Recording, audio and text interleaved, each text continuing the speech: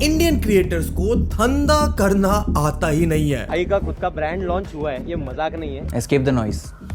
Shop now at peppyforall.com. हमारा नया tech product. ये है ओजी ब्यूटी लग्जरी परफ्यूम। ये मेरा ब्रांड है, मेरा खुद का ब्रांड है। और इसी प्रॉब्लम को सॉल्व करने के लिए हम लेके आए हैं आपके सामने 20 लाइव। ज्यादातर क्रिएटर्स तो अपनी ऑडियंस से ज्यादा खुद को पागल बना रहे हैं। मेरे को थोड़े से फोकस की जरूरत है, आप भी देखो फोकस। जैसे इंडियन यूट्यूब इंडस्ट्री के लोगन पॉल, जेक पॉल के equivalent the Malan brothers recently अपनी एक एनर्जी ड्रिंक लॉन्च करते हैं with the name of focus. अब ये प्राइम की कॉपी है या नहीं उस डिबेट पर तो मैं जाऊंगा ही नहीं, पर लोग तो ये जानना चाहते हैं कि उस देश में जहां आप 20 रुपए की गेटोरेड, 70 रुपए के विराट कोहली के ब्रांड का पानी पी सकते हो, जो एग्जैक्टली वही काम करेंगे जो फोकस करता है, तो वो डिलीवरी के 90 रुपए देकर एक फॉरेन ब्रांड की कॉपी क्यों ट्राई करेंगे। हाँ, मलान ब्रदर्स ने अपनी ड्रिंक की मार्केटिंग तो बहुत अच्छे से करी थी, पर जब सवाल उनके मिनिमम 3 पैक के ऑर्डर, 90 रुपए डिलीवरी फी, मतलब 540 रुपए के मिनिमम खर्चे पर पूछा गया, तो उनका कुछ ऐसा जवाब था। Why is it 150 rupees? क्योंकि भाई इसके अंदर 22% कोकोनट वाटर है, इसके अंदर नो एडेड शुगर्स है, इसके अंदर विटामिन D3 और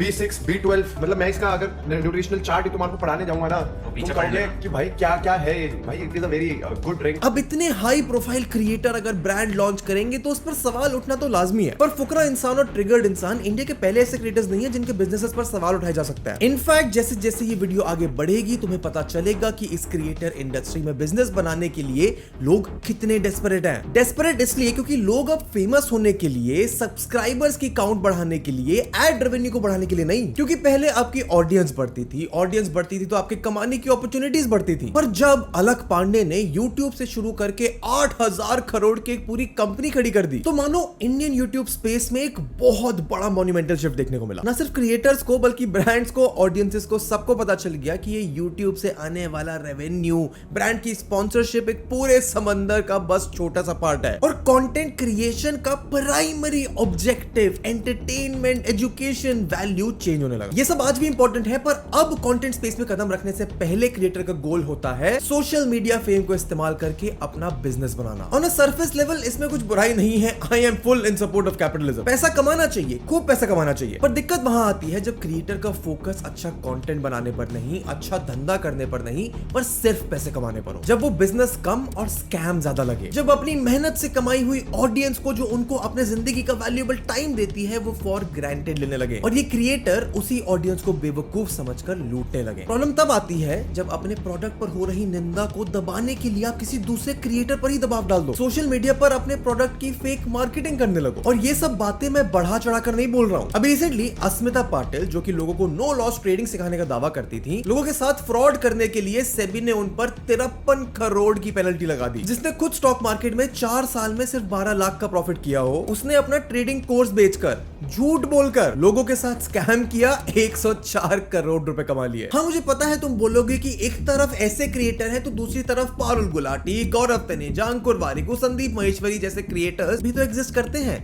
जो एथिकली अपने नाम को यूज करके अच्छा बिजनेस चलाने की कोशिश कर रहे हैं। एंड सिर्फ कोशिश नहीं कर रहे, उससे हर साल करोड़ों रुपए कमा रहे हैं, शार्क टैंक जाकर फंडिंग उठा रहे हैं, और तो और बिलियन डॉलर कंपनीज तक बना रहे हैं। एंड इसीलिए मैं तुम्हें बताना चाहता हूँ क्रिएटर यूट्यूबर बिजनेस का एक ऐसा सच, जहां ना सिर्फ कुछ लोग अपनी इनकम को, अपनी सक्सेस को हाइप करके नकली तरीकों से अपनी मार्केटिंग कर रहे हैं, तो वहीं कुछ लोग अपने बिजनेस के बारे में बताए बिना ही करोड़ों रुपए कमा रहे हैं। अंकुर वारिकू, भुवन बाम, आशीष चंचलानी, एल्विश यादव, कैरी मिनाती, मासूम बिनावाला, प्राजक्ता कोहली और इनके जैसे ना जाने कितने सारे क्रिएटर्स जिन्होंने दूर की सोचकर अपना बिजनेस शुरू किया। और इनके अलावा और बहुत से क्रिएटर जिनकी बात हम इस वीडियो में करेंगे और समझेंगे कि आखिर उनके बिजनेसेस कैसा कर रहे हैं, कितने सक्सेसफुल हुए, कितने आज कोशिश कर रहे हैं, कितनों के बिजनेस बंद हो गए। कंटेंट क्रिएशन और एंटरप्रेन्योरशिप में आखिर कनेक्शन क्या है, ऐसा कि अपने बिजनेस से ऑलरेडी करोड़ों कमाने वाले निखिल कामत, कुणाल शाह जैसे एंटरप्रेन्योर्स भी अब कंटेंट क्रिएटर्स बनना चाहते हैं। और क्या है वो डेस्परेट टेक्निक्स जिनको यूज करके आपके और मेरे फेवरेट क्रिएटर्स हमें बेवकूफ बना रहे हैं। एंड इस वीडियो में हम यूट्यूबर बिजनेस प्रॉब्लम, क्रिएटर्स के बनाए हुए बिजनेसेस के प्रॉब्लम्स, फंडामेंटल इश्यूज, उनकी सक्सेस, फेलियर की स्टोरी तो जानेंगे ही,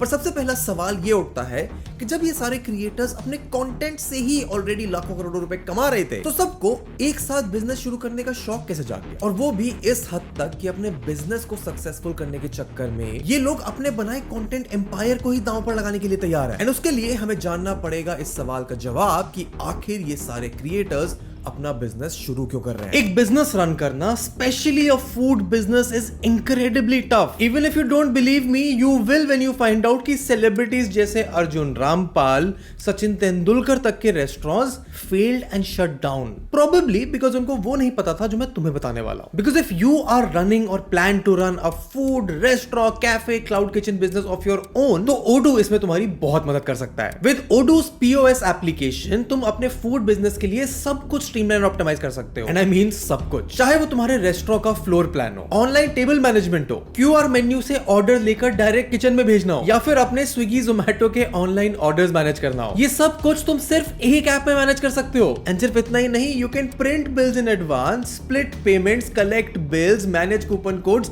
and track your inventory. Odoo helps you manage everything efficiently and you do not need a specialized skill to use it. Plus, Odoo का पहला ऐप तुम्हारे लिए life time free है, unlimited users के साथ with free customer support and hosting. And अगर तुम्हें upgrade करना हो तो सिर्फ 580 रुपीज पर मंथ में Odoo के 40+ एप्स मिलेंगे, जैसे invoicing, e-sign, project management etcetera, सारे फुली इंटीग्रेटेड एक ही प्लेटफॉर्म में। अगर तुम अपने food restaurant, cloud kitchen business को एक नेक्स्ट लेवल पर लेके जाना चाहते हो तो Odoo की POS ऐप आज ही ट्राई करो। और याद रखना, पहला ऐप हमेशा के लिए फ्री है।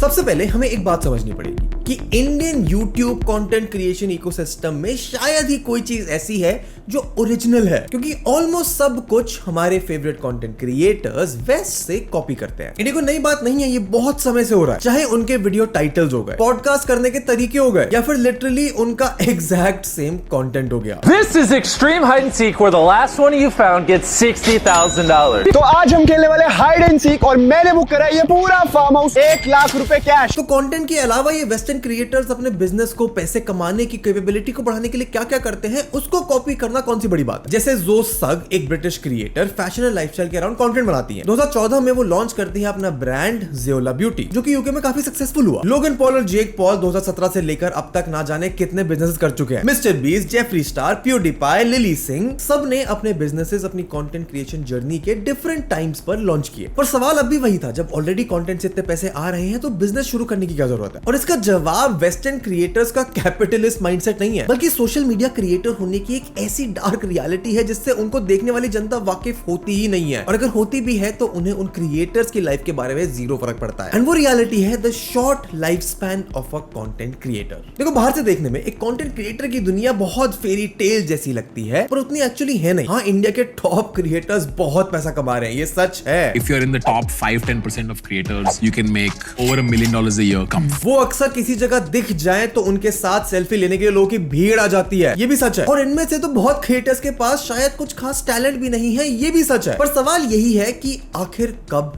तक ये पैसा, फेम, लाखों करोड़ों लोगों पर अनरियल इन्फ्लुएंस कब तक? क्योंकि कोई क्रिएटर कितना भी बड़ा हो जाए, कितना भी फेमस हो जाए, एक समय ऐसा आता है जब वो रेलेवेंट रहने की रेस में पीछे छूटने लगता है। जब ऑडियंस उन्हें देखना बंद कर देती है, कोई नई क्रिएटर आके उनकी जगह ले लेता है, और वही उनका कंटेंट जो लोगों को एंटरटेनिंग, एजुकेशनल, इंफॉर्मेटिव, परफॉर्मेटिव, ना जाने क्या क्या लगता था, वो क्रिंज, रेपिटेटिव और बोरिंग लगने लगता है। और कभी ना कभी इस फिनोमिना से हर एक क्रिएटर को गुजरना ही पड़ता है। जैसे आज से 5 साल पहले गुरुमान इंडियन यूट्यूब के ओजी फिटनेस इन्फ्लुएंसर हुआ करते थे। उनकी हर वीडियो पर लाखों में व्यूज आते थे। जिम जाने वाला हर इंसान जो यूट्यूब देखता था 2015-16 उस समय उनकी वीडियो से इंस्पिरेशन लेता था, उनको अपना आइडल मानता था, उनसे फिटनेस टिप्स लेते थे, सीखते थे, इंस्पायर होते थे। एंड सपोर्ट और प्यार और क्वालिटी कंटेंट की वजह से गुरुमान के चैनल पर लगभग 24 लाख सब्सक्राइबर्स भी थे। उनका एक T series sponsored branded fitness channel था जहां पे वो डेडिकेटेड इंडिया के लिए कंटेंट क्रिएशन करते थे फिटनेस के बारे में। पर गुरुमान आज तो कहीं इस स्पेस में रेलेवेंट नहीं है। आज तो तुम्हें फिटनेस के नाम पर इंस्टाग्राम पर अलग अलग रेसिपीज, विचित्र विचित्र खानों की, विचित्र विचित्र एक्सरसाइजेस, ना जाने कितने नए पुराने फिटनेस इन्फ्लुएंसर्स अपनी बॉडी फ्लेक्स करते हुए, इवन स्टेरॉइड यूज करते हुए लोग भी दिखते हैं। एंड गुरुमान का नाम तो हो सकता है तुम में से काफी लोगों ने आज से पहले सुना ही ना हो, क्योंकि जैसे जैसे फिटनेस स्पेस में सोशल मीडिया इन्फ्लुएंसर्स का नंबर बढ़ता गया, लोगों ने गुरुमान को देखना बंद कर दिया। ऐसा नहीं था कि कंटेंट की क्वालिटी खराब हुई थी, पर सोशल मीडिया एल्गोरिदम ने सक्सेस, फेम और पैसे की पीक से धीरे धीरे गुरुमान को नीचे उतार दिया। फिर चाहे वो टेक्निकल गुरुजी गौरव चौधरी क्यों ना हो, जिनके यूट्यूब पर 2 करोड़ से ज्यादा सब्सक्राइबर्स हैं, जहां एक टाइम पर उनके व्यूज 30-40 लाख आते थे, आज मुश्किल से 1-2 लाख आते हैं। एंड ये ट्रेंड तो तुम overall tech long form genre में देख ही सकते हो, जहां टेक कंटेंट क्रिएटर्स जो आज से महज 5 साल पहले बहुत बड़े थे, आज शॉर्ट फॉर्म क्रिएटर्स से व्यूज के मामले में काफी पीछे हो गए। मोस्टली सेन यानी प्राजक्ता कोहली, जिनकी हर वीडियो पर 40-50 लाख व्यूज आसानी से आ जाते थे, आज 50,000 व्यूज मुश्किल से आते हैं। फ्लाइंग बीस्ट, मुंबई का निखिल, अमित भड़ाना, इन सभी क्रिएटर्स ने एक सर्टेन पॉइंट के बाद व्यूज में भारी गिरावट को एक्सपीरियंस किया है। फिर चाहे वो किसी कंट्रोवर्सी की वजह से हो, एज अ क्रिएटर अपने आप को इवॉल्व ना कर पाने की वजह से हो, या फिर अपनी ऑडियंस का भरोसा तोड़ने की वजह से हो। और यही है एक क्रिएटर की लाइफ की डार्क रियलिटी। एक क्रिएटर की इनकम उसकी ऑडियंस पर और उसके व्यूज पर इतनी ज्यादा डिपेंड करती है कि उसे इररिलेवेंट हो जाने का डर हमेशा लगा रहता है। इमेजिन करो तुम एक जॉब करते हो और तुम्हें सैलरी कब और कितनी मिलेगी ये तुमसे या तुम्हारे काम से ज्यादा किसी और पर डिपेंड करे। कंटेंट क्रिएटर्स लाखों में भले ही कमाते हो, पर ये लाखों रुपए को जीरो होने में मिनट भी नहीं लगते। लोगों के पेजेस उड़ जाते हैं, चैनल्स बंद हो जाते हैं, इसीलिए ये डर ऑफ लॉन्जेविटी कंटेंट क्रिएटर्स को सताता रहता है। व्यूज ना मिलने पर या किसी कंट्रोवर्सी के चक्कर में तो ब्रांड सबसे पहले चले जाता है, फिर चाहे वो क्रिएटर कितना भी सक्सेसफुल क्यों ना हो। For example, look what happened to Apoorva the rebel kid. ज्यादा पुरानी बात नहीं है, कुछ ही महीने पहले लोग सोशल मीडिया पर अपूर्वा की इनकम जानकर शॉक होते थे। Brand pays 10 lakh rupees to this content creator for 30 seconds reels. पर सिर्फ एक गलत कदम, एक कंट्रोवर्सी जिसमें शायद अपूर्वा का इतना रोल भी नहीं था, और लाखों की इनकम तो छोड़ो, कंट्रोवर्सी के 2 महीने बाद तक तो अपूर्वा ने अपने कंटेंट पेज पर कुछ पोस्ट भी नहीं किया था। या फिर रणवीर अलाहाबादिया, जिन्हें देश के प्राइम मिनिस्टर से अवार्ड मिला है, उन्हें सुप्रीम कोर्ट से परमिशन लेनी पड़ रही है अपना शो डिसेंसी के साथ चलाने की, और रणवीर ने एक लाइन इधर उधर जो उनसे पहले ना जाने कितने लोग बोल दिए हैं, क्या बोल दी, उनका और उनकी टीम का 250 लोगों की टीम का 1 मिनट में रोजगार चला गया। अब ये भी नहीं पता कि रणवीर और अपूर्वा जब वापस आएंगे तो कंटेंट क्रिएशन में उस लेवल का फेम और सक्सेस वापस पा भी पाएंगे या नहीं। और मान लो अगर इन दोनों के साथ ये कंट्रोवर्सी नहीं भी हुई होती, तब भी सोशल मीडिया एल्गोरिथम के नेचर के अकॉर्डिंग ऐसा पॉसिबल ही नहीं था कि वो लाइफ टाइम उतने रेलेवेंट रहे जितना कुछ समय पहले थे। एंड रेलेवेंसी का ये कॉन्सेप्ट भी कोई नया नहीं है। इवन बड़े बड़े बॉलीवुड सुपरस्टार्स एक समय unprecedented level of fame enjoy करने के बाद जनता की नजर से, उनके माइंड से, बॉक्स ऑफिस पर उनकी पुल से गायब हो जाते हैं। गोविंदा, राजेश खन्ना, शशि कपूर, शम्मी कपूर, देवानंद, धर्मेंद्र, यहाँ तक कि एक समय के बाद अमिताभ बच्चन और शाहरुख खान भी हर समय सिर्फ फिल्मों से आने वाली इनकम पर डिपेंडेंट नहीं रह सकते। सब कुछ अच्छा भी चला, कोई कंट्रोवर्सी नहीं हुई, आप अपने आप को इवॉल्व भी करते रहे, तब भी on a happy positive extreme आप 8, 10, 12 साल से ज्यादा अपने आप को रेलेवेंट नहीं रख सकते। इसीलिए अपना खुद का बिजनेस क्रिएट करना इन क्रिएटर्स का शौक नहीं, मजबूरी है। वो ये सोचते हैं कि अगर उनके कंटेंट से अलग कुछ बिजनेस खड़ा हो तो अगर कंटेंट एक दिन बंद भी हो गया तो बिजनेस तो पैसे लाके देगा ही। अब मुझे तुम्हें ये बताने की जरूरत नहीं है कि एक बिजनेस को स्क्रैच से खड़ा करना कितनी मुश्किल चीज है, पर सब कंटेंट क्रिएटर्स के पास कुछ ऐसा होता है जो इस मुश्किल प्रोसेस को थोड़ा आसान बना देता है, जो उन्हें बिजनेस की कोई नॉलेज हुए बिना भी बिजनेस खड़ा करने का कॉन्फिडेंस देता है। एक ऐसी चीज जो ना जाने कितनी कंपनीज जो अच्छा बिजनेस कर रही हैं वो तक क्रैक नहीं कर पाती, और वो है एक स्ट्रॉन्ग डिस्ट्रीब्यूशन। जब सालों से इकट्ठे किए गए लॉयल सब्सक्राइबर्स हो, फॉलोअर्स हो, आपके फैंस हो, तो आप उम्मीद करोगे कि वो आपसे 500, 1000, 2-3 हजार का प्रोडक्ट तो खरीद ही लेंगे। और 1000 रुपए का प्रोडक्ट आपके लाखों करोड़ों फॉलोअर्स में से 10,000 ने भी खरीद लिया तो बिजनेस शुरू करने के पहले दिन आप करोड़पति। एक ऐसा नंबर जो ना जाने कितनी कंपनीज को कमाने में कितना ज्यादा समय लगता है। पर यहीं पर ये क्रिएटर्स एक बहुत बड़ी गलती कर बैठते हैं, अपनी ऑडियंस को बेवकूफ समझने की गलती। क्योंकि जरूरी तो नहीं ना कि एक अच्छा कंटेंट क्रिएटर एक अच्छा बिजनेसमैन भी हो। ऐसे बहुत सारे क्रिएटर हैं जिन्हें शायद बिजनेस का बी भी नहीं पता, पर वो अपने फॉलोइंग्स को यूज करके 3-4 बिजनेस चला रहे हैं, लो क्वालिटी प्रोडक्ट्स बेच रहे हैं, और यहां तक कि अपने कस्टमर्स, फॉलोअर्स के साथ स्कैम तक कर रहे हैं, जो कि ना सिर्फ एक गलत एग्जाम्पल सेट करता है पर कई मामलों में इलीगल होता है। तो कौन है वो यूट्यूबर्स, क्या स्ट्रैटेजीज वो यूज करते हैं जिसका इस्तेमाल करके ये अपनी ऑडियंस को, मुझे तुम्हें बेवकूफ बनाते हैं, उस सब के बारे में बात करेंगे। पर पहले जरा ये जान लेते हैं कि आखिर कौन सा क्रिएटर कितना बड़ा बिजनेसमैन है, किसने क्या बिजनेस शुरू किया, कस्टमर्स का रिस्पॉन्स कैसा रहा, आज वो बिजनेस कैसा कर रहा है या फिर चल भी रहा है या नहीं। इन सभी क्रिएटर्स के बिजनेस के बारे में बात करते हुए क्यों ना एक गेम खेला जाए, क्योंकि भला मैं कौन होता हूं इनके बिजनेस के सक्सेस और फेलियर्स को जज करने वाला। तो आप और मैं मिलकर डिसाइड करेंगे कि किसका बिजनेस सुपर हिट रहा और किसका बिजनेस पिट गया। पर हम ये करेंगे कैसे? देखो, किसी भी बिजनेस को सक्सेसफुल बनने के लिए 5 पैरामीटर्स में अच्छा परफॉर्मेंस देना जरूरी होता है। उस बिजनेस का यूएसपी यानी यूनिक सेलिंग प्रोपोजिशन, उस बिजनेस का प्राइस पॉइंट, उसका प्राइस पॉइंट कंपेयर्ड टू उसके कॉम्पिटिटर्स, उस बिजनेस की मार्केटिंग, ऑडियंस का रिस्पॉन्स एंड स्केलेबिलिटी, यानी वो बिजनेस कितना बड़ा बनाया जा सकता है। मैं आपको बताऊंगा कि इन क्रिएटर्स ने, इनके बिजनेसेस ने इन 5 पैरामीटर्स पर कैसा परफॉर्म दिया, एंड तुम मुझे बताओगे कमेंट करके या अपने मन में कि इनको कितने पॉइंट्स मिले। जिसके जितना ज्यादा पॉइंट्स उसका बिजनेस उतना सक्सेसफुल। एंड सबसे पहले आते हैं इंडियन यूट्यूब के सबसे पुराने, सबसे कॉमन, शायद सबसे आसान और सबसे ज्यादा किए जाने वाले बिजनेस पर, और वो है द मर्चेंडाइज बिजनेस। देखो, merchandise business in end of itself is a great marketing business opportunity for fans and followers. पर इंडिया में मर्चेंडाइज बिजनेस के नाम पर आपको अक्सर विभिन्न क्वालिटी की टी शर्ट्स, ब्रांडेड मग्स देखने को मिलते हैं। जैसे एक समय पर इंडियन केसी नाइस्टार्ट कहे जाने वाले मुंबईकर निखिल ने 2018 में अपनी ब्रांड लेबल MN को लॉन्च किया था। पर इसका रिजल्ट शायद वैसा नहीं है जैसा निखिल ने एक्सपेक्ट किया होगा, क्योंकि निखिल के डाई हार्ड फैंस ने लॉन्च के 2 दिन के अंदर लेबल MN के स्टॉक को आउट ऑफ स्टॉक कर दिया।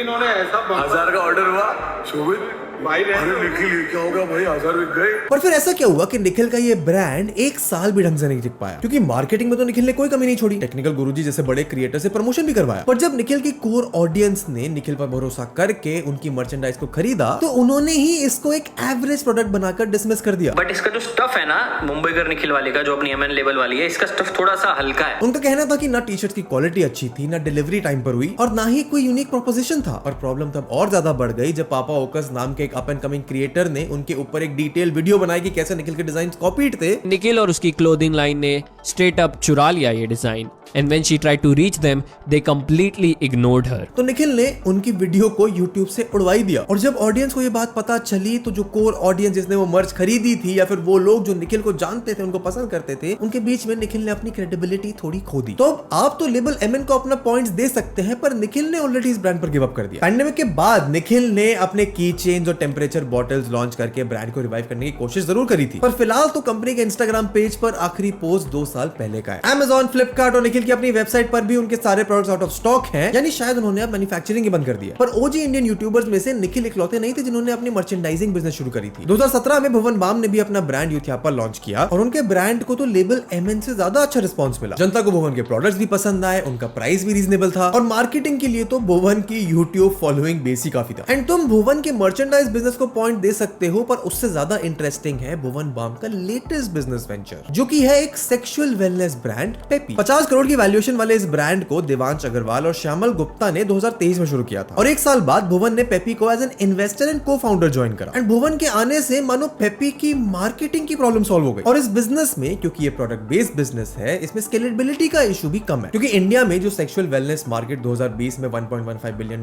का था, वो 2030 तक डबल होने का प्रोजेक्शन है। अब भुवन का ये बिजनेस वेंचर उनके कंटेंट से बिल्कुल अलग है, सेंसिबल लगता है, तो इसको ऑडियंस का रिस्पांस देगी वो तो समय बताएगा। और एक और यूट्यूबर जिसके कंटेंट को ऑडियंस हद से ज्यादा अच्छा रिस्पांस देती है, उनके नाम पर मर मिटने वाले फैंस हैं, वो है एल्विश यादव। अरे एल्विश भाई के आगे कोई बोल सकता है क्या?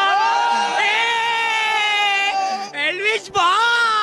और एल्विश यादव ने एक समय पर लॉन्च करी थी अपनी खुद की clothing line called system clothing. पर उससे पहले उनकी बात उनके एक ऐसे बिजनेस पे करी जाएगी जो बंद हो चुका है, और जिसके बारे में शायद ज्यादा लोग जानते भी नहीं है। ये सुनने में थोड़ा शॉकिंग लगता है, पर एक समय पर एल्विश यादव स्टॉक मार्केट से लोगों को करोड़पति बनाने का धंधा करते थे। उनका एल्ग्रो नाम से एक टेलीग्राम ग्रुप भी था। एक बार टेलीग्राम खोल के दिखा। मैं एक चीज बताता हूँ, यहीं पे रहना, जाना मत, कहीं पे भगना मत। शेयर मार्केट का बहुत तगड़ा है। मैंने अभी 2-3 दिन में जितने भी शेयर्स दिए हैं, उनका मैं तुम्हें एक बार सिस्टम पढ़ के बताता हूँ। देखो, टेलीग्राम पे आ जाओ पहले, जो नहीं है एल्ग्रो के नाम से, जहां वो 1.5 लाख से भी ज्यादा लोगों को ट्रेडिंग टिप्स देते थे, और फिर उन्हें अपना 10,000 रुपए का ट्रेडिंग कोर्स बेचते थे। जो लोग ग्रुप में थे उनको तो पता ही होगा कि थोड़े टाइम बाद उन्होंने 10,000 रुपए के कोर्स बेचना शुरू कर दिया था। इस बिजनेस से शायद एल्विश ने काफी पैसे कमाए, पर जब इन्फ्लुएंसर्स पर सेबी की गाइडलाइन स्ट्रिक्ट हो गई, तो एल्विश ने ये बिजनेस बंद कर दिया। और इसके बाद एल्विश ने सिस्टम क्लोथिंग की शुरुआत करी अपने एक फ्रेंड के साथ मिलकर। एक मेरी दोस्त है जो संभालती है सारा सिस्टम क्लोथिंग का, उसका कपड़ों का ही काम है पहले से। और अपने एक और दोस्त राघव शर्मा के साथ मिलकर एल्विश ने एक हरियाणवी म्यूजिक लेबल भी शुरू किया, जिसका नाम है प्ले DMF हरियाणवी, जो कि मेरे हिसाब से एक बहुत स्मार्ट मूव था। प्ले DMF हरियाणवी, उसमें हम हरियाणवी इंडस्ट्री को थोड़ा और ग्रो करवा रहे हैं। क्लोथिंग बिजनेस एल्विश ने तब स्टार्ट किया जब उनकी पॉपुलैरिटी की वेव राइज कर रही थी। बिग बॉस जैसे शोज उन्हें बुला रहे थे, हरियाणा के CM तक एल्विश यादव को स्टेज पर बुलाकर अवार्ड दे रहे थे। इससे उनकी क्लोथिंग लाइन को काफी अच्छा रिस्पांस मिला। पर एक ट्रेंड या वेव पर बनाकर चलने वाला बिजनेस शायद ज्यादा समय तक सस्टेन करे वो मुश्किल है, और ये बात एल्विश को भी पता थी। इसीलिए उन्होंने एक म्यूजिक लेबल शुरू करने का फैसला किया, जिससे हर महीने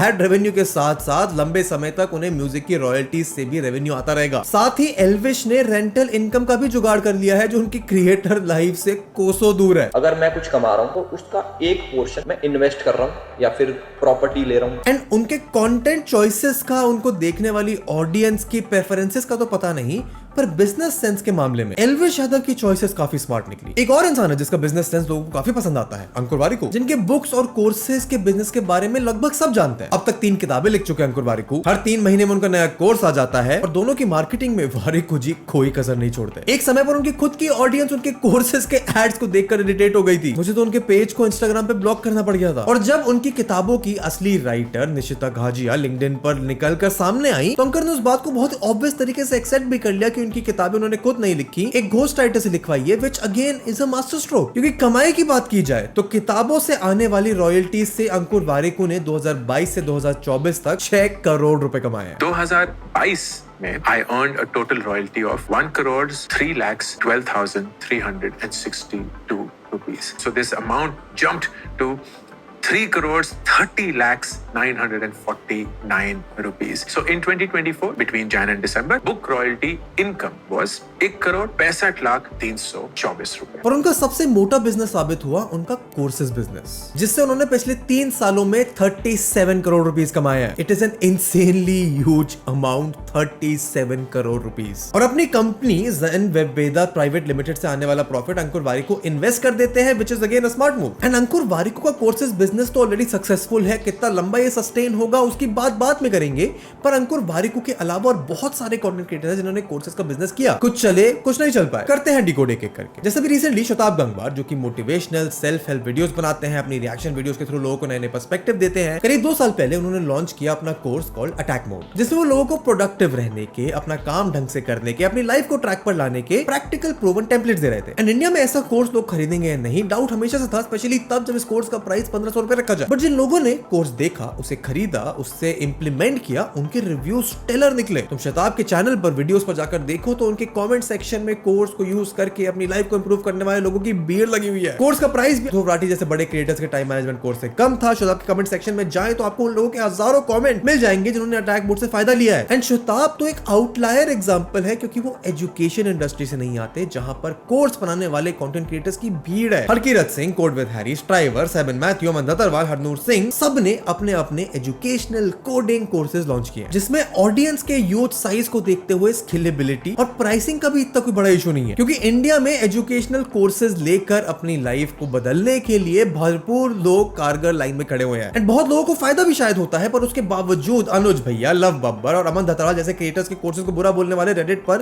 तुम्हें फिर भी काफी लोग मिल जाएंगे। और ये रैंडम लोग नहीं है, उनके कोर्सेज के स्टूडेंट्स हैं। एंड लोगों को इन कंटेंट क्रिएटर्स से जो कोर्सेज बेचते हैं एक प्रॉब्लम भी है, क्योंकि एक वैल्यूएबल कोर्स निकालने में और 18, 20, 21 साल के बच्चों को सपने बेचने में बहुत बड़ा फर्क होता है। एंड जो क्रिएटर्स ये बात नहीं समझ पाए, उनके रिव्यूज पढ़कर, उनकी बुराई सुनकर या फिर कोर्सेज खरीद कर अपने पैसे बर्बाद करने के बाद लोग इनके कोर्सेज देना बंद कर देते हैं। एंड सिर्फ एजुकेशन क्रिएटर्स नहीं, फाइनेंस क्रिएटर्स भी ये करते हैं, जिनमें सबसे बड़ा नाम आता है फाइनेंस विद शरण, शरण हेगड़े का। एंड कोविड के बाद जब फाइनेंस कंटेंट की वेव इंस्टाग्राम और यूट्यूब पर बढ़ी, जिसके बाद सेबी ने एक्शन लिया, तो फाइनेंस कोर्स कंटेंट बनाने वाले क्रिएटर्स के लिए मुश्किलें थोड़ी ज्यादा बढ़ गई। पर शरण का business stands out amongst this, क्योंकि ना सिर्फ उन्होंने अपनी मास्टर क्लास को बिना गाइडलाइन ब्रेक किए लोगों को फायदा करा के, लाखों लोगों को मास्टर क्लास में बुला के, उसके बाद उन्हें 1% क्लब की प्रीमियम मेंबरशिप बेच के एक अच्छा बिजनेस एस्टैब्लिश कर लिया। निखिल कामा से 10 करोड़ की फंडिंग भी मिल गई है। एंड फाइनेंस नीश में शरण अकेले भी नहीं है जिन्होंने अपनी कम्युनिटी कोर्सेज या कोई मास्टर क्लास लॉन्च की है। 6.4 मिलियन सब्सक्राइबर्स वाले प्रांजल कामरा भी फिनोलॉजी वेंचर्स प्राइवेट लिमिटेड के नाम से कंपनी चलाते हैं, जो कि personal finance, investment, stock market पर नॉलेज देती है। नेहा नागर, सीएनएस रनाडे, राहुल मलोडिया, नीरज अरोड़ा जैसे और भी काफी फाइनेंस इन्फ्लुएंसर्स हैं जो अपने कोर्सेज रन कर रहे हैं। एंड इंडिया में फाइनेंशियल लिटरेसी के लिए बढ़ती हुई अवेयरनेस की वजह से ऑलमोस्ट सबके कोर्सेज, उनके प्लेटफॉर्म अच्छा परफॉर्म कर रहे हैं। पर इसी में एक यूट्यूबर ऐसे भी हैं जो कोर्सेज लेकर अपना एक प्लेटफॉर्म लेकर शार्क टैंक पर गए और उल्टा अपना मजाक बनवाकर वापस आ गए। अरविंद अरोड़ा, जो यूट्यूब पर A2 मोटिवेशन के नाम से मशहूर हैं, उन्होंने एक ऐसी ऐप बनाई जहां वो लोगों को अलग अलग स्किल सिखाने वाले कोर्सेज बेचते हैं। पर इन्वेस्टर्स को, शार्क्स को अरविंद की कोर्सेज में, उनके प्लेटफॉर्म में कोई यूएसपी नहीं दिखा, ना उसका रेवेन्यू अच्छा लगा और ना ही अरविंद के अपने बिजनेस को लेकर क्लैरिटी दिखी। एक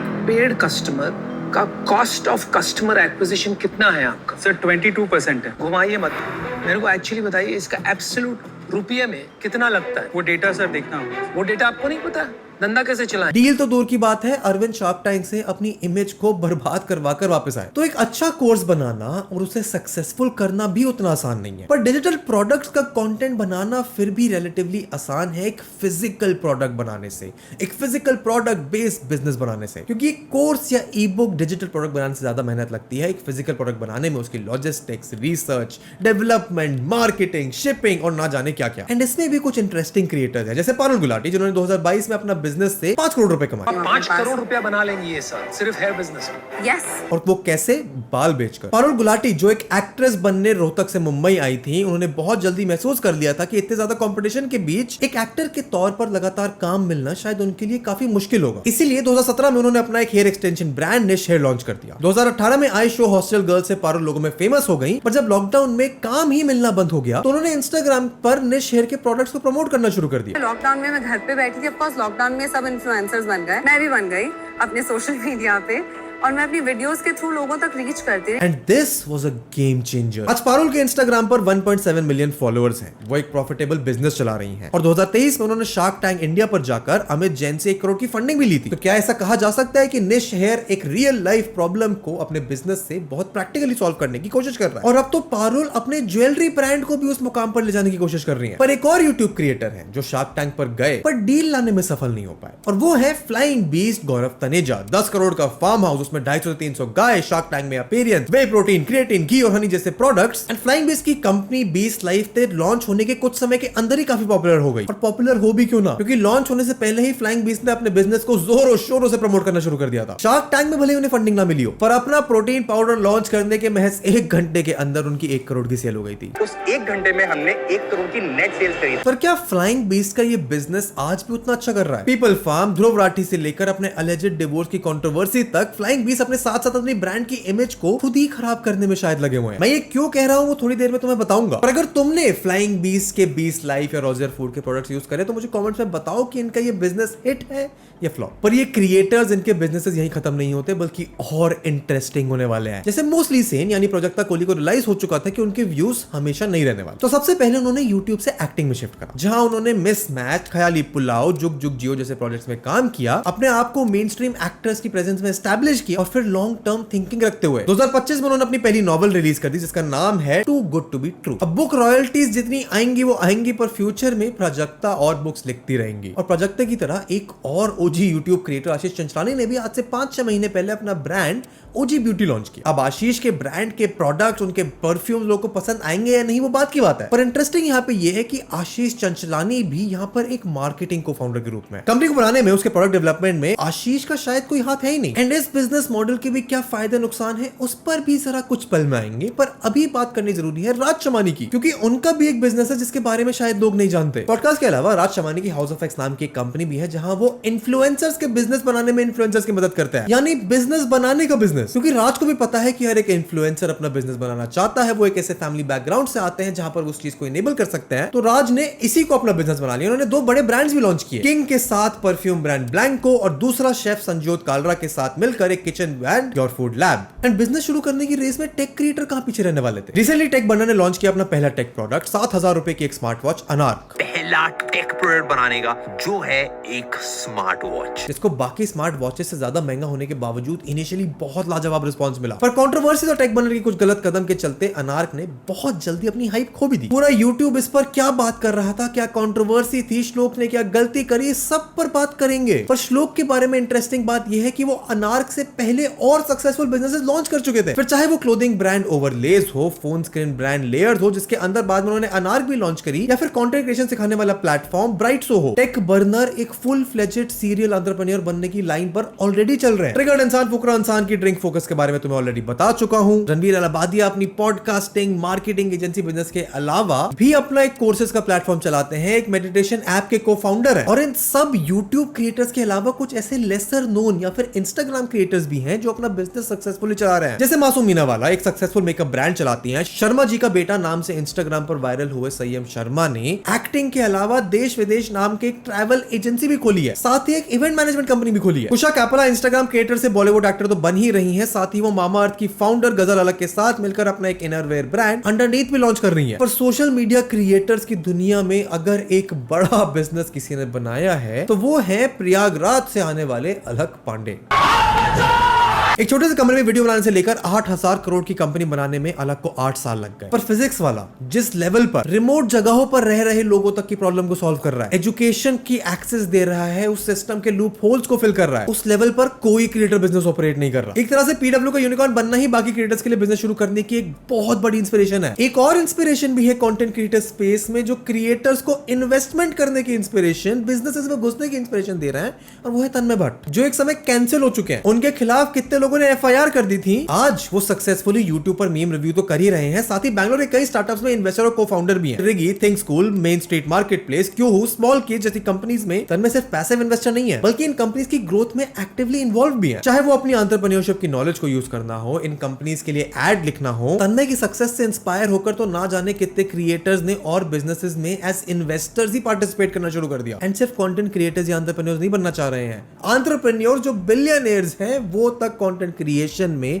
अपना हाथ आजमा रहे हैं। जैसे ज़ीरोधा के को-फाउंडर निखिल कामत पहले खुद क्रिएटर बने, फिर क्रिएटर्स में ही इन्वेस्टमेंट करने लगे। 01 बाय ज़ीरोधा के नाम से निखिल ने एक ऐसा प्लेटफॉर्म शुरू किया जहां वो ऐसे क्रिएटर्स को फंडिंग देते हैं जो एजुकेशनल, इंफॉर्मेटिव और रेवोल्यूशनरी कंटेंट बनाना चाहते हैं, और उनके पास इनफ फंड्स नहीं है। इसके लिए उन्होंने एक ओपन फॉर्म भी रखा हुआ है जो आपको उनकी वेबसाइट पे मिल जाएगा, और फिलहाल वो अंश मेहरा, थिंकस्कूल, फूड फार्मर, अनुराग बंसल जैसे क्रिएटर को सपोर्ट कर रहा है। और इन चैनल्स में ज़ीरोधा की फंडिंग एक ऐसा इन्वेस्टमेंट है जो आगे जाकर इनकी डिस्ट्रीब्यूशन बढ़ने के बाद निखिल को ही बहुत बढ़िया रिटर्न लाके देगा। एंड हाँ, मुझे पता है तुम्हें अभी क्या लग रहा है कि ये तो सारे बिजनेसेस ऐसे हैं जो क्रिएटर्स ने अच्छे से एग्जीक्यूट करे। हाँ, इनमें से कुछ थे जिनकी थोड़ी कंट्रोवर्सीज हुई, पर हो सकता है तुम्हें लग रहा हो कि अभी तक तो ये सारे भोले भाले क्रिएटर्स ही हैं जो कुछ कोशिश कर रहे हैं अपने कंटेंट से आगे बढ़कर करने की, अपने फ्यूचर को सिक्योर करने के लिए बड़ी मेहनत और ऑनेस्टी से अपना बिजनेस चला रहा है। और अगर तुम्हें ऐसा लग रहा है तो लेट मी टेल यू कि आप बहुत गलत हैं, क्योंकि कुछ ऐसी बातें हैं जो मैंने तुम्हें बताया था कि हम बाद में करेंगे, एंड अब वो टाइम है कि तुम्हें बताया जाए कि इस बिजनेस के नाम पर अपनी ऑडियंस को कैसे बेवकूफ बनाया जा रहा है, उन्हें कैसे लूटा जा रहा है। एंड यहीं पर आती है द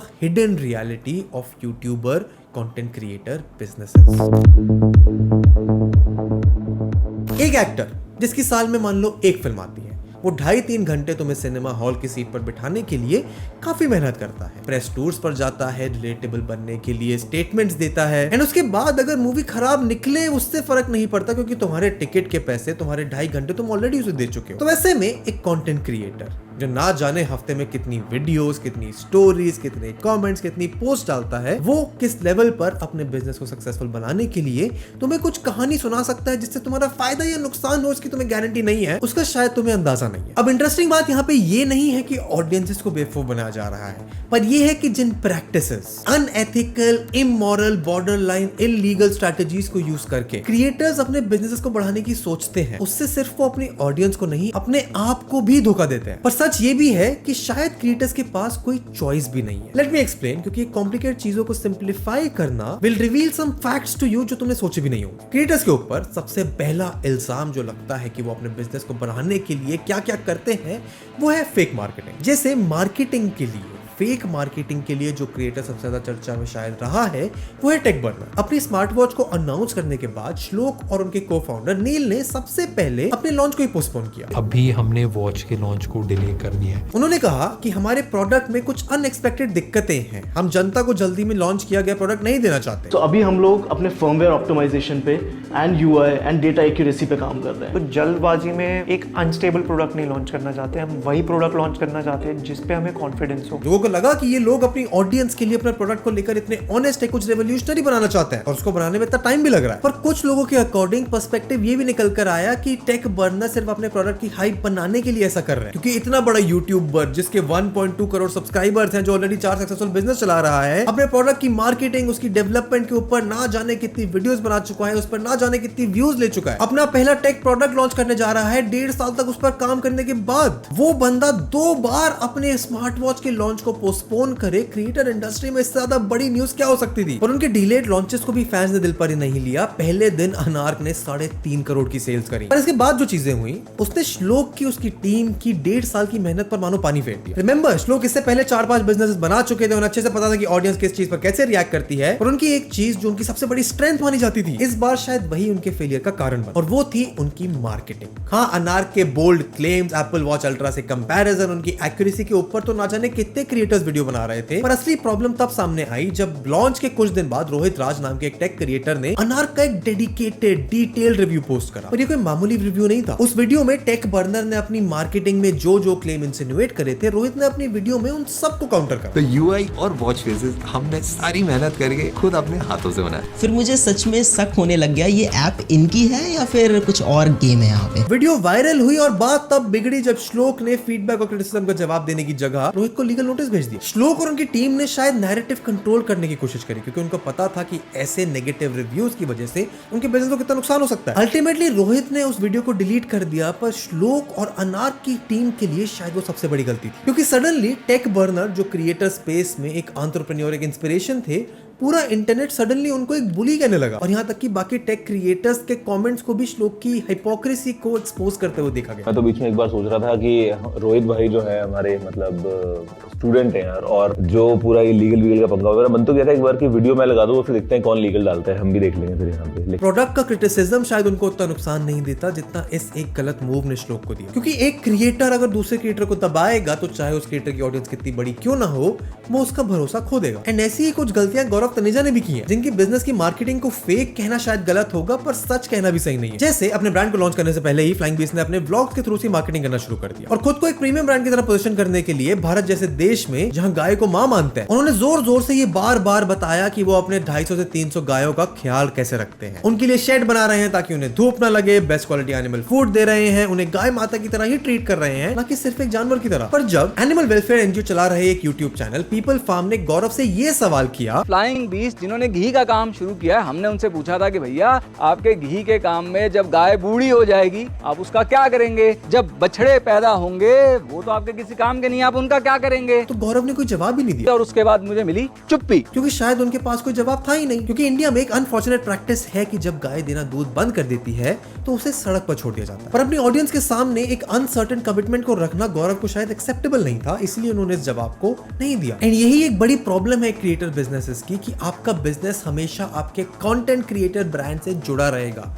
अगर आपके कंटेंट क्रिएटर ब्रांड को कुछ दिक्कत होगी तो वो आपके बिजनेस पर ट्रांसलेट करेगी। एंड ऐसे में अगर आप अपनी गलतियों को एक्सेप्ट करो तो लोग शायद आप पर भरोसा करते रहे। जैसे वेस्टर्न टेक क्रिएटर MKBHD ने अपनी एक ऐप लॉन्च करी जिसका नाम था पैनल्स, जहां वो वॉलपेपर्स देते थे। ये MKBHD वही क्रिएटर है जिन्होंने ना जाने कितने समय तक ये बोला है कि अगर कोई चीज आपको फ्री में मिल सकती है तो आप उसके लिए पैसे मत दो। एंड फिर वो एक ऐप लॉन्च करते हैं जहां पर वो ना जाने कितने डॉलर्स में वॉलपेपर बेच रहे हैं। लोगों ने उनको ट्रोल किया, उनके हिपोक्रेसी को पॉइंट आउट किया, ऐप के रिव्यूज नीचे किए, और MKBHD ने आकर ना सिर्फ अपनी गलती मानी, उससे सीखे, पर ऐप को इंप्रूव भी किया। एंड शायद टेक बर्नर और गौरव तनेजा जैसे क्रिएटर शुरुआत में अपनी गलती को एक्सेप्ट कर लेते तो ऑडियंस उन पर भी उतना ही भरोसा करते रहती, जैसा अंकुर वारिक ने किया। ये एक्सेप्ट करके अपनी किताब के पेज पे डालकर कि उनकी किताबें उन्होंने नहीं किसी और ने लिखी है। पर एक क्रिएटर जिसके अंदर एक अहम होता है कि मेरी ऑडियंस इतनी बड़ी है, उसके सामने अपने आप को गलत साबित करने की रिस्क शायद वो नहीं लेना चाहता। पर क्रिएटर्स बिजनेस की प्रॉब्लम सिर्फ फेक मार्केटिंग, इमोरल, अनएथिकल चीजों पर लिमिटेड नहीं है, उनकी प्रोडक्ट्स की ओरिजिनलिटी पर भी सवाल उठाए जा सकते हैं। क्योंकि जिन क्रिएटर्स पर आप भरोसा करते हैं वो तो शायद अपने ओरिजिनल प्रोडक्ट्स बना ही नहीं रहे। फॉर एग्जांपल आशीष चंचलानी जिस परफ्यूम को खरीदने के लिए कह रहे हैं, मार्केट में बियर्डो उस सेम परफ्यूम की एग्जैक्ट कॉपी बेचता है। एंड इसमें कुछ सही या गलत नहीं है, क्योंकि एक ऐसा मार्केट जहां पर टियर 2, टियर 3 शहरों में आपको अपना प्रोडक्ट बेचना है, वहां पर आशीष चंचलानी जैसा इन्फ्लुएंसर जो ब्रांड का मार्केटिंग फेस है बहुत कारगर होता है। पर आशीष चंचलानी को इसके लिए ब्लेम देना कि वो कॉपी प्रोडक्ट बेच रहे हैं तो शायद सही भी नहीं है, क्योंकि आशीष ने तो ना कंपनी बनाई है ना ही प्रोडक्ट, वो एक मार्केटिंग इन्फ्लुएंसर है, कंपनी का फेस बने हैं, और अपनी प्रमोशनल फीस के बदले आशीष ने उस कंपनी में शेयर ले ली, कंपनी के को-फाउंडर बन गए, ताकि जब तक ओजी ब्यूटी के प्रोडक्ट्स बिके आशीष के पैसे बनते रहे। और यही काम तो भुवन बाम ने अपने सेक्सुअल वेलनेस ब्रांड पेपी के साथ भी किया है, जहां उनकी अहमियत और उनकी हैसियत मार्केटिंग को-फाउंडर की है। और फुकरा इंसान और ट्रिगर्ड इंसान तो मानो इंडिया के जेक लोगन पॉल बनना चाहते ही है। जैसे उन्होंने प्राइम लॉन्च करी, इंडिया में आकर बड़ा इवेंट करा, इन्होंने फोकस लॉन्च करी, इंडिया में एक बड़ा इवेंट करा, नाम भी सिमिलर, प्रोडक्ट भी सिमिलर, पैकेजिंग भी ऑलमोस्ट सेम और उसका प्राइस भी सिमिलर, यानी अपने कंपटीशन से बहुत ज्यादा महंगा। पर यहाँ शायद प्रॉब्लम हुई अपनी ऑडियंस को ओवर एस्टिमेट करने की। जहां 90 रुपए डिलीवरी कॉस्ट लगेगी, अगर आपको फोकस ट्राई करने हैं तो मिनिमम 3 बॉटल ऑर्डर करनी पड़ेगी, एक ऐसा अमाउंट जो शायद उन दोनों के डाई हार्ड फैंस भी खर्च करने से पहले 2 बार सोचेंगे। अब ये सारी प्रॉब्लम्स तो लगभग हर बिजनेस में कॉमन है। सेल्स के नंबर को थोड़ा हाइप करना, थोड़ी फेक मार्केटिंग करना, अपने प्रोडक्ट को अपनी सेल्स को बढ़ा चढ़ा कर दिखाना, प्रोडक्ट्स को कॉपी करना। इन सारे बिजनेसेस की बात हम सिर्फ इसीलिए कर रहे हैं क्योंकि ये क्रिएटर लेड बिजनेसेस हैं, यानी कि इनको चलाने वाले लोग नॉर्मल बिजनेसेस के फाउंडर से ज्यादा फेमस हैं। और क्रिएटर बिजनेसेस का एक और ऐसा कड़वा सच है जो उनके बनाए हुए अच्छे खासे बिजनेस पर भी सिर्फ एक दिन में पानी डाल सकता है, और वो है the over dependence on the creators lifespan. YouTube पर एक समय ये वीडियो बहुत ज्यादा वायरल हुआ जो ईशान शर्मा और सहेली चैटर्जी के कंटेंट और उनके कोर्सेज को उनकी एजेंसी को एक्सपोज करता है। जैसे सहेली चैटर्जी एक बुक रिव्यू यूट्यूबर थी जो कोर्सेज चलाती थी, जहां पर वो टीनेजर्स को, स्टूडेंट्स को, बाकी लोगों को फ्रीलांस से सिर्फ कुछ ही टाइम में हर महीने 1 लाख रुपए कमाना सिखाती थी। ईशान शर्मा अपनी मार्केटिंग एजेंसी चलाते हैं और ये क्लेम करते हैं कि वो महीने के 35 लाख रुपए कमाते हैं। पर इस वीडियो के बाद तो मानो इन दोनों के खिलाफ इंटरनेट ट्रोलिंग रुकने का नाम ही नहीं ले रही थी। लगभग मिलियन व्यूज वाली ये वीडियो सहेली चैटर्जी की एजेंसी को स्कैम बता रही थी। ईशान शर्मा को अपने आप को डिफेंड करने के लिए 30 मिनट की वीडियो बनानी पड़ी। एंड ये तो वो एग्जांपल है जो जब मैं ये वीडियो बना रहा हूं तब रेलेवेंट है, ना जाने ऐसी कितनी कंट्रोवर्सी है जिसकी वजह से क्रिएटर की अर्निंग पोटेंशियल लगभग खत्म हो गई। एक कंट्रोवर्सी, एक गलत कदम और पूरा बिजनेस चौपट। कंटेंट क्रिएटर्स के लिए अपना बिजनेस शुरू करना होता ही इसलिए आसान है क्योंकि उनके पास ऑलरेडी हजारों, लाखों, करोड़ों लोगों का डिस्ट्रीब्यूशन होता है, और यही उनकी सबसे बड़ी ताकत के साथ साथ उनकी सबसे बड़ी कमजोरी भी है। एक कंट्रोवर्सी ने टेक बर्नर की घड़ी की सेल्स तो छोड़ो, व्यूज तक ड्रॉप करा दिए। विवेक बिंद्रा एक कंट्रोवर्सी की वजह से अपनी क्रेडिबिलिटी, सालों से बना गया जनता में विश्वास खो चुके हैं। समय रैना, रणवीर अलाहाबादिया, रेबेल किड ने अपने सारे स्पॉन्सर्स खो दिए। एंड अब सवाल ये है कि इस पूरी कहानी का, इस अच्छे बुरे बिजनेस के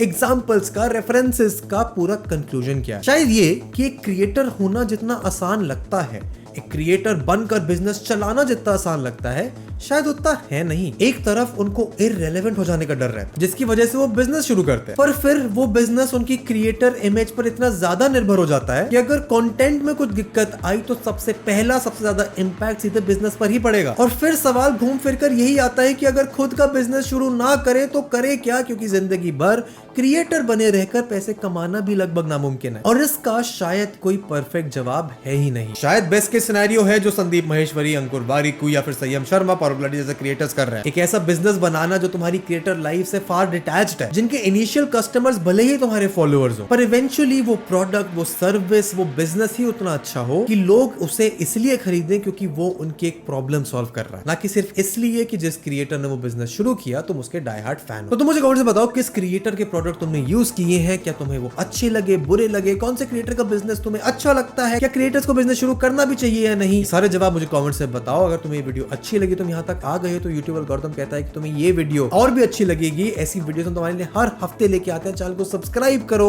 इस वीडियो को लाइक करो, and I will see you in the next one. Good bye.